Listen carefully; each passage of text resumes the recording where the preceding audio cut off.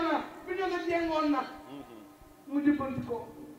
cim birima ma ca benn baat ba Diouf dama bàyyi ma fekk ndax yaa moom ñeneen nekkoon na woon Bignona ngeen liggéey bu rafet ànd bu rafet gis nga l'état continuité la moo tax ànd na rafet ngir ëllëg tey ñëwaat ngeen lu ci biir daje fi waaye li ngeen ci xamul mooy soxnaam bii la juddoo moom Maguette Diouf mii soxnaam bii la juddoo kon ku ko ne woon di ngeen dem ba sa borom kër ñëw nekk fi di fi gouverner kenn du ko gëm waaye nag mbaa xama waral ni ñu jógee Bignona ñëw ba fii waa Njaareem ñëw keroog ba ma koy installé Njaareem dama ne la dénk naa leen góor dénk naa leen ku suur dénk naa leen ku rekk dénk naa leen ku xam boppam koo xam ne boo duggee biram doo fa génn boo duggee këram doo fa génn xam nga lu tax lu lum ñu may waaye lum ñu woon ci jëmmam la da ngaa baax ci sa daraja da ngaa rafet lu juddu nit lu nekk ci àdduna rek moom moo ko may boppam tey bu ma àndee ak Birima mii Ibrahima Diouf mii ngeen ñëw fi ngeen liggéey bind ngeen bàyyi Bignona parce que sëñ Bamba bind ngeen bàyyi Bignona ñii ñaan potu ndaa ak ndaa leen déggoo nañu mais laa leen nee na yal na ngeen am jàmm ñëpp ñi fi nekk nag ci dëkk bi mooy di ñaanal jàmm mais le sultan kii dem Njaareem na xelam dal yaa ngi dem ci dëkk religieux mais ñoom ñu dégg suñu xel dal na gis nga Sénégal ku fi bàyyi aada cosaan bàyyi fi diine di marche dans le vide merci est un petit mot mais qu'il fait rien n'entend pas merci et pourtant merci est un grand mot. Merci Penda. Merci on Penda. doit les gens un grand merci mais un grand merci là. merci du lu raw. kon buur bi su ñëwee ànd ak buur bu jigéen bi ak doomam te laareen lu leen ci xamul seen goro la. yéen Lebu yi laareen da leen may soxna nga xamante ne mi ngi sëy ci seen biir waaye rek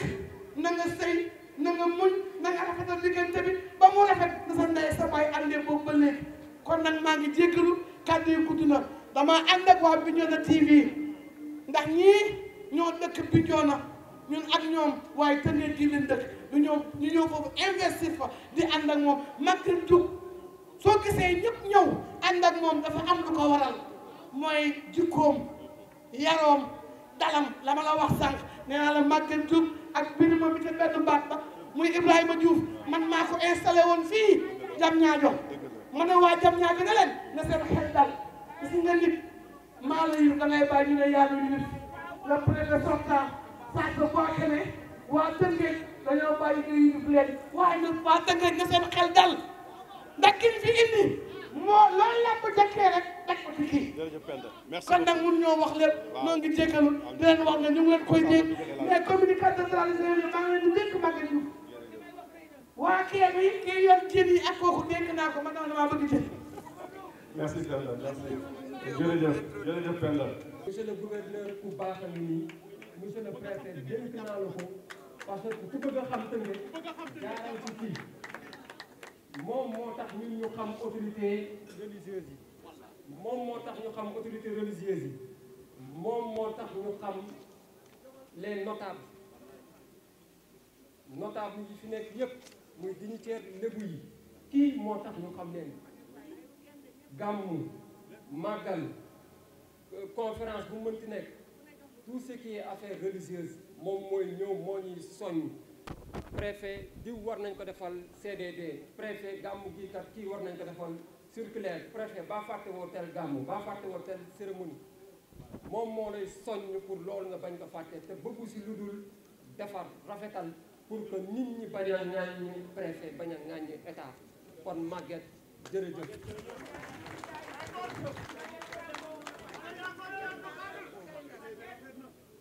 mooy sant di gërëm le comité d'organisation ñi nga xamante ni ñoo defar lii yëpp man dama ñëw fekk ñu baas seen baas teg seeni chaise takk seeni rajo na ma kaay toog xaw ma nuñ ko baasee xaw ma nuñ ko defee ñoom daal laa fekk ñu def liggéey bii te ñi ko jiite mooy sama adjoint ànd ak sa sœur Ndeye Bintou Diam le sous-préfet de Rufisque Est et les sous-préfets ànd si ak les chefs de service le président du conseil départemental un ami un frère ku bëgg liggéey li mu wax ci man yëpp ci moom la nekk président femme président merci beaucoup di remercier le maire de la ville ki ko représenté di Astou Diall di jigéen ju baax. Astou maa ngi lay sant maa ngi lay gërëm boo leen gisee lii ngeen xam ne tey ci man du dara lu dul bésu sant ak ngërëm aw ma discours bu may def li ma waroon a liggéey Tëngéej liggéey naa ko ba pare du ma wax ne lii laa fi liggéeyoon parce que man fonctionnaire kese laa kenn laaj ma bilan sama bilan samay supérieur ñi toog ñooñu ñooy xool li may liggéey ndax liggéey naa ko wala liggéeyu ma ko su ma liggéey ba pare damay jël samay bagage ma dem nit ñi nag ñooy xool ndax liggéey nga wala liggéeyoo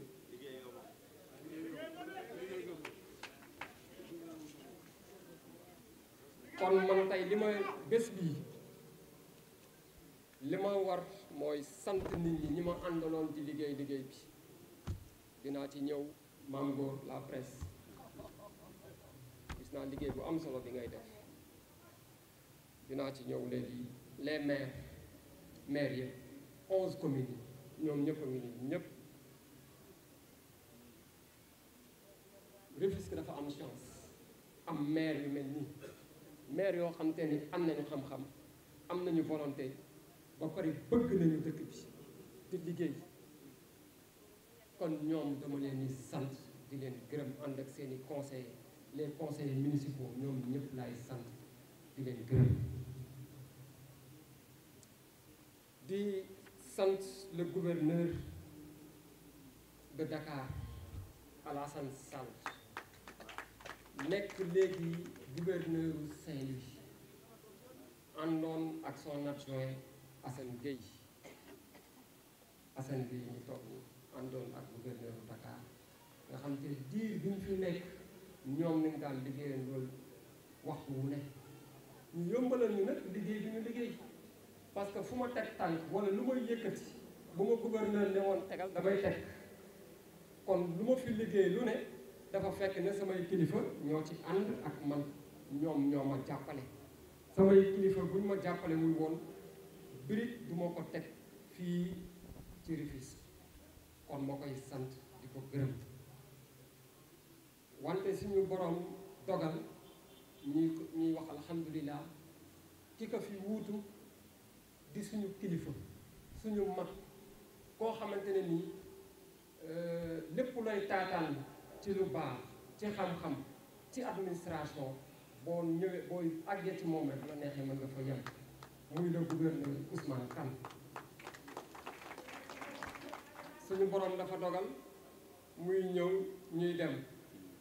keroog sax am na lu ma sànni yoon xam nga booyam laa waaw am na loolu moom du ma ci del sa fii mais gouverneur fu ñu mënti nekk ñu ngi sa wet nekk sa rak comme ni ñu ko nekkee woon depuis très longtemps di recueillir say conseils fa la ñu nekk si Diourbel di ko xaar tamit si sama xarit bi Maguette Diop gouverneur ñu lay ñaanal aussi suñu borom defal la ndam fii si Ndakaaru may sant di gërëm mouvement nawetaan ñoom ñëpp ñëw nañ mooy seen les dirigeants de l'ASC Bokk Xalaat di sama ASC boo leen gisee keroog ma doon jongle que tël yooyu si ñoom laa ko jàngee voilà daan football di foront noonu ñoom ñëpp ñëw nañ te fu ñu jëm rek ñu ànd si ak ñun may remercier la presse naturellement dañu engagé bëgg Rufisque boo leen woowul sax et vous allez vous en rendre compte boo leen woowul sax activité bu am ñoom dinañ ñëw lu ñu dégg ne ñu ngi koy def sur le terrain ils vont venir couvrir analyser ko te nag duñ ci ànd ak kenn boo defee lu baax dinañ ne def nga lu baax boo deful lu baax ñu ne defoo lu baax j'en veux pour preuve Mame Ngor Diazaka il est là moom amul kenn koo xam te ni daf koy épargner si ay critiques am boo defee lu baax mu ne def nga ko boo deful lu baax mu ne defoo ko presse bi yëpp ñu ngi nii bëgguma lim parce que su ma limee damay juum mais dinaa si jël kenn jox ko mu jottali ko ñëpp muy doomu Tëngéej bi may ñëw fii xaw ma ko woon mais fii laa ko gisee gis ne il est très engagé bàcc ñu ngi lay remercier nga jottali ko toute la presse di remercier l'unité mobile de désencombrement muy unité bu am solo liggéey bi ñu liggéey Tëngéej ci setal ko ci curé canaux yi ci reboisement bi ñuy def ak pavage yi parce que dinaa ko fàttali que am na ñaari projet yu am solo yoo xam te ni mi ngi fi ñoom ñu koy conduire muy Rufisque ville verte ak Rufisque sans sable. Rufisque ville verte ñu bëgg a reboiser toute la ville de Rufisque te démarré nañ ko am na partenaires yu ñu accompagner si loolu te ñoom dinañ ko poursuivre avec le nouveau préfet incha allah. am leneen loo xam te ni mooy Rufisque sans sable muy pavage Rufisque lépp ñu tàmbali ko am un partenaire bu ñu jox machine bu rëy buy defar ay pavé am aussi d'autres partenaires yoo xamante ni financé nañu projet bi ñi financé woon mur bi ñoom ñoo financé aussi loolu nga xam te mooy pavage li nekk ci kanamu daral bi muru daral bi ak li war a continuer pour Rufisque kon loolu nekk ay projets yu am solo yoo xam te ni gëm naa ne ñoom dinañ ko continuer te kii nekk ci bopp unité boobu mooy càndum su ma nee càndum rek lim naa ñi nekk ci ginnaawam yépp nga xam te ni ëpp na 50 volontaires am seeni gilet tudd bind ci unité mobile de désencombrement te ñëpp nañ si ànd nag association yépp di liggéey bu am solo. Honorables invités, en vos rangs, grades, titres et qualités, mes chers amis et collègues, mes promotionnaires, mesdames et messieurs, distingués invités, je voudrais d'emblée rendre grâce à Dieu et solliciter une fois de plus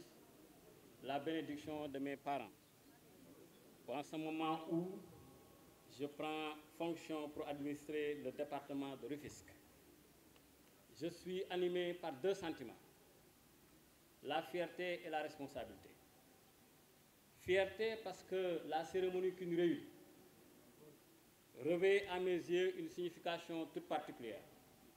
en ce sens qu'au-delà d'un simple rituel, bien connu dans l'administration territoriale, est non seulement l'occasion de célébrer l'État dans ses principes de permanence, de continuité, de souveraineté, d'impersonnalité, d'impartialité et de proximité, mais aussi reste une opportunité pour moi de décliner les principes et la méthode qui serviront de pleine de suspension à mon travail. Responsabilité eu égard à la dimension symbolique et à la particularité très marquée du département de Rufisque, autant sur le plan du vécu administratif que du point de vue économique. Par son histoire, sa position géographique, son poids démographique, ses potentialités économiques et sa dimension culturelle, le département de Rufisque est unanimement reconnu comme une circonscription stratégique en plein essor. C'est pourquoi, Monsieur le Gouverneur, en mesurant avec certitude l'honneur qui m'a été fait, je voudrais exprimer toute ma reconnaissance et ma profonde gratitude à son Excellence, M. Bassirou Diomaye Diakhar Faye, Président de la République, pour cette confiance renouvelée. Je voudrais d'ores et déjà réaffirmer toute ma volonté, ma détermination, mon engagement infaillible et mon total dévouement à servir l'État pour le bien exclusif des populations. En outre, je m'emploierai avec la rigueur, le sacrifice, la loyauté, le don de soi et la dignité que requiert cette exaltante mission. Je compte exercer cette fonction de représentant de l'État et de serviteur de la collectivité en ayant pleinement conscience que la tâche ne sera pas facile, que des obstacles inhérents à la vie en société persisteraient. Il s'agira de faire face avec caractère en comptant d'abord sur l'engagement républicain de tous les agents de l'État, Mesdames et Messieurs les sous-préfets, les agents des services techniques déconcentrés et les forces de défense et de sécurité. Je n'oublie pas, en citant cette catégorie d'acteurs, l'importance de travailler en lien étroit avec les autorités judiciaires ainsi que les membres de la commission électorale départementale. J'aurai l'occasion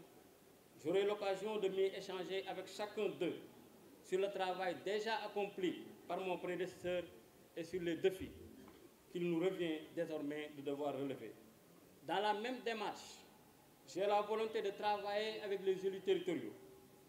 comme avec les acteurs sociaux et économiques, sans oublier les mouvements associatifs, notamment ceux de la catégorie des jeunes et des femmes. Mon engagement est total avec chacun d'entre eux pour porter les problématiques du département de Rufisque et accomplir les percées qu'attendent légitimement les populations. Mon ambition est de rassembler, voire de fédérer tous les acteurs en vue de consolider le développement socio-économique du département porté par le projet de transformation systémique du Sénégal. J'ai à cœur d'œuvrer jour et nuit dans le cadre d'une démarche inclusive pour la réalisation des projets structurants de l'État au bénéfice de nos compatriotes. Pour ce faire, je voudrais simplement à cette occasion vous donner quelques clés en vous livrant les grands principes qui vont guider mon action en tant que représentant de l'État. Ces principes s'appellent l'état de droit, neutralité, efficacité et performance, et puis enfin proximité. S'agissant du préfet, gardien de la légalité, le respect de l'état de droit demeure une évidence. Sans état de droit, il n'y a ni liberté, ni équité, ni paix, ni développement. Il importe de préciser tout de même que la loi n'est pas une base de négociation, comme certains ont parfois tendance à le croire. C'est une règle commune que nous devons respecter. Je peux vous assurer, Inch'Allah, qu'il n'y aura de ma part ni rigueur, ni laxisme, simplement l'application des règles, conformément aux principes qui fondent ou inspirent mes actes au quotidien. Le second principe qui guidera mon action, c'est celui de la neutralité. Cette notion est au cœur du fonctionnement de toute administration publique. L'État et les collectivités territoriales, les établissements, structures publiques sont au service de tous, dans les mêmes conditions. De ce fait, chacun a les mêmes droits, mais aussi les mêmes devoirs. Je veillerai à la neutralité de l'État avec la plus grande fermeté. Troisième règle, l'efficacité et la performance. C'est un état d'esprit qui doit habiter chaque fonctionnaire, qui, à son niveau, peut trouver des voies d'amélioration du service que nous rendons quotidiennement à nos concitoyens. Service qui, ne l'oublions pas, est notre justification. Enfin, dernière ligne de conduite, une action publique de proximité. C'est le sens de notre administration et de l'action menée par l'État pour créer des structures proches des populations. Toutes les formes de délinquance, de banditisme ou d'agression, l'amélioration de la sécurité routière et la gestion sans faille de l'ordre public. Je m'engage à suivre et à mettre en œuvre la politique de l'État concernant l'éducation, la santé, l'accès à l'eau et à l'électricité, l'assainissement, l'entrepreneuriat des jeunes et des femmes, la protection de l'enfant, les programmes des filets sociaux, sans ignorer la place de l'agriculture, mais surtout de l'élevage. Sur toutes ces questions, je voudrais une fois de plus réitérer ma disponibilité entière aux populations de Rufisque. Je m'engage à être à l'écoute de vos préoccupations, en ayant comme direction la diligence dans le traitement et le souci de l'intérêt général. Je donne ici l'assurance d'ériger l'accessibilité, la collaboration, la subsidiarité et la solidarité en principe méthodique. Monsieur le gouverneur, mesdames et messieurs, sans aucun doute, la réussite à ma mission dépendra aussi largement de la bénédiction des notabilités religieuses et coutumières établies à Rufisque. Il me plaît à ce titre d'honorer leur sagesse et prier le Tout-Puissant de leur apporter santé et longévité. Enfin, je ne saurais terminer sans remercier tous ceux qui, présents ou absents, m'ont témoigné de leur affection. En premier, mon épouse, qui reste inlassable malgré les contraintes de l'administration territoriale. Mes parents, mes amis, mes collègues, avec une mention spéciale aux membres des différentes délégations qui se sont déplacés de Diourbel sous la conduite de mon adjoint de l'adjoint au préfet de Diourbel, de Touba sous la conduite de Serigne Bassirou Mbacké Ibn Serigne Modou Abdallah Moustapha Bachir, de Saint-Louis, de Bignona sous la conduite de la reine Amang Etam et son Excellence le roi, pour marquer leur attachement ou leur amitié à mon endroit. Que tous ici acceptent ma reconnaissance. Monsieur le préfet et très cher ami Abdou Khadr, je vous remercie. Je vous remercie de l'accueil instructif que vous m'avez réservé. Je n'en attendais pas moins de vous pour vous avoir connu depuis très longtemps. Je vais me renforcer de votre engagement et de vos succès. Je profite de l'occasion pour vous souhaiter une fois encore pleine réussite dans vos nouvelles fonctions de préfet du département de Diourbel. Mes vœux de bonheur et de réussite vous y accompagnent. Monsieur le gouverneur, je voudrais enfin vous exprimer toute ma fierté de devoir travailler sous vos ordres, avec loyauté et engagement. Votre appui, votre soutien et vos orientations pragmatiques me seront certainement indispensables pour réussir les missions à moi confiées. Mesdames et messieurs, je voudrais terminer en priant le Tout-Puissant de nous accorder une paix intégrale au niveau de tous les segments de la vie sociale, condition sine qua non à la réussite de notre mission. Je vous remercie. Asalaamaaleykum mbokk yi Tëngéej, mbokk Dakar, mbokk yi fi teew yépp, maa ngi leen di gërëm di leen sant, di leen nuyu ku ci nekk turam ak santam, di jiital ci nuyoo bi kilifa diine yi nga xamante ni ñoo fi nekk, imam ratib, représentant xalif généraux yi nekk Sénégal, mais également différentes délégations yi nga xamante ni ñoom ñoo jóge fu nekk ci biir réew mi ngir teewal fekke lii nga xamante ne moom mooy passation de service bi. Délégation yooyu nag muy délégation yu ñu bokk man ak le préfet Abdou Khadr, ndax suñuy xarit lañu, ñun ñëpp ñoo ko bokkandoo. Donc ñuy gërëm di sant bu baax a baax ñooñu seen teewaay, di sant bu baax mbokk yu jóge Diourbel ànd ak man te sama adjoint conseiller délégation bi ñu xàmmee ci waa kër Serigne Touba, waa kër Thierno Kandji, waa kër Thierno Tandian ak mboolem kilifa diine yi nga xam te ne ñoo nekk Diourbel ak chef de village yeeg ñi nga xam te ne ñoom ñoo constitué délégation bi lim nañu ko sànq. di gërëm également di sant délégation yu jóge également Touba te Serigne Bass bu sëñ Modou Abdallah Mbacké bu sëñ Moustapha Bassirou jiite ko teew fi ngir fekk cérémonie bi. di nuyu délégation yi nga xamante ni ñoom ñoo jóge également fële ca Bignona ma nekkoon fa préfet, mais kóllëre gi ñu am ak man tax nañu déplacé wu ñëw fekk si ko, ndax jaar naa Diourbel waaye bi may ñëw fii ñoom dañ ne ma nu ñu mën a def du ñu mën a ànd ak yow pour gunge la. ma ciy gërëm bu baax a baax la reine Amang Etam de Bignona accompagnée du roi ñu jóge ba Bignona malgré les conditions yi nga xamante ne moom mooy de voyage. di gërëm di sant bu baax a baax suñu mbokk yi fi teew yépp, di samay xarit, di samay am di jàmm, di samay collègues, di samay promotionnaire, waaye gërëm également donc samay famille ak samay famille soxna ñi nga xamante ne ñëw nañu fekke, ndax wax nañ ko léegi sama soxna fii la dëkk te ay mbokkam yépp fekke nañu délégation boobu. nag ku ñuy wax Alaaji Samba Ndiaye mii jiite ko ànd ak waa kër gi yépp, ñu ngi koy gërëm di ko sant. di gërëm di sant bu baax a baax vraiment donc ñii nga xamante ne ñoom ñoo def déplacement bi, waaye di wax jàngeen jëf yéen waa Rufisque, yéen waa Tëngéej ci dalal bi ngeen ñu dalal man ak sama délégation, ci dalal bi ngeen ñu dalal ñun ak délégation yi fi jot a ñëw yépp ci teraanga comme ni ñu ko xamee, ndax ku ne xam na ni la vieille ville ku ne xam na li nga xamante ni moom mooy teraanga bi fi am. donc ñu ngi leen ciy gërëm di leen sant bu baax a baax, di rafetlu kàddu yi nga xamante ni Abdou Khadr yëkkati na ko, di sama xarit, di sama frère,